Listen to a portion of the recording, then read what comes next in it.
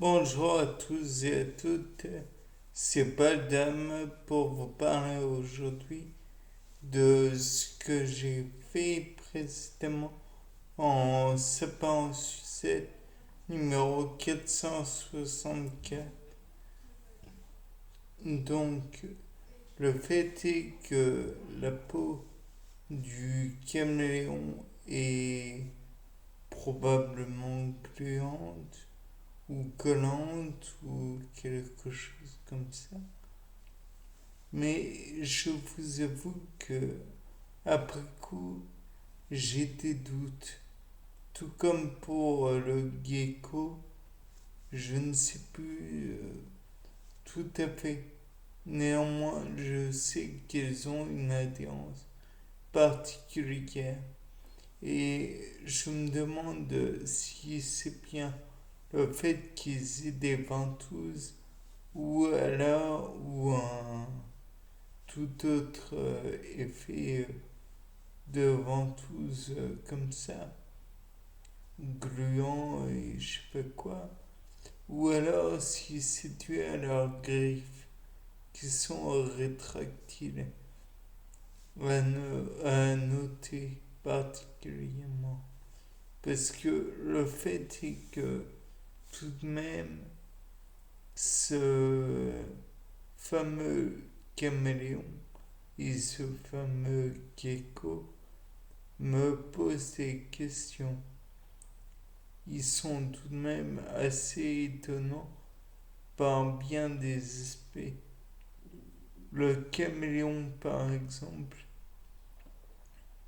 non content d'avoir une langue assez importante, a une queue tout aussi importante et pouvant bouger d'une façon incroyable, si je puis dire. Et puis, il y a aussi ces yeux qui peuvent qui peuvent bouger asymétriquement et ce sans problème. Donc, le fait est que nous, êtres humains, avons les yeux bien, bien disposés pour regarder dans une direction. Les chevaux, par exemple, ont les yeux sur les côtés, donc peuvent voir de chaque côté. Et les caméléons, pour leur part, peuvent voir sur les côtés, mais un peu dans tous les sens. C'est assez intrigant et je pense qu'il serait intéressant de savoir comment ils arrivent à faire ça. Peut-être que le cerveau du caméléon arrive à traiter les deux informations qui lui viennent, mais étant donné qu'il ne peut pas faire une image entre guillemets moyenne pouvant déterminer le relief, peut-être aurait-il du mal à déterminer les distances ou pas. Peut-être est-ce un système pour lui de tromper l'ennemi, peut-être. Ou alors peut-être est-ce fait en fonction de ses capacités locomotrices. Peut-être a-t-il besoin uniquement de cette vue pour déterminer la proximité de ses proies ou de ses prédateurs. Peut-être fait-il aussi usage de son odorat, de son ouïe. Peut-être peut-il, avec sa langue démesurée, palper l'air et en retirer bon nombre d'informations. Peut-être est-ce dû justement au fait qu'il ne peut pas jauger les distances que sa langue adhérente est démesurée.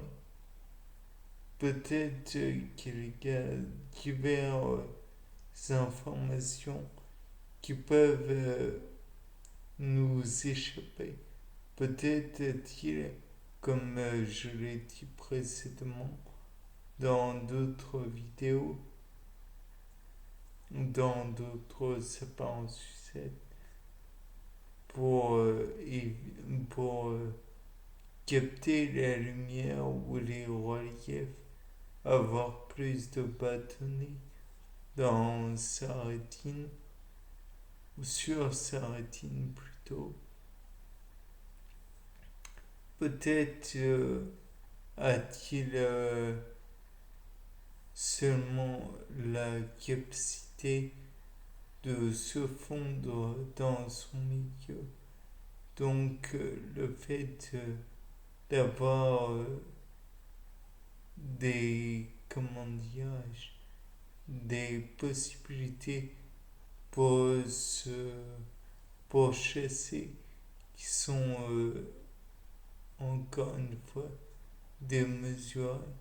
Peut-être que la longueur de sa langue est fixe, donc il n'a pas comment dire, à mesurer l'importance de celle-ci, que la proie soit à 10 mètres ou à 20 mètres, c'est le même principe. Peut-être que, d'ailleurs, j'exagère, peut-être 10 mètres, 20 mètres, disons 50 centimètres et 1 mètre. Déjà, je pense que là, le caméléon sera bien pourvu.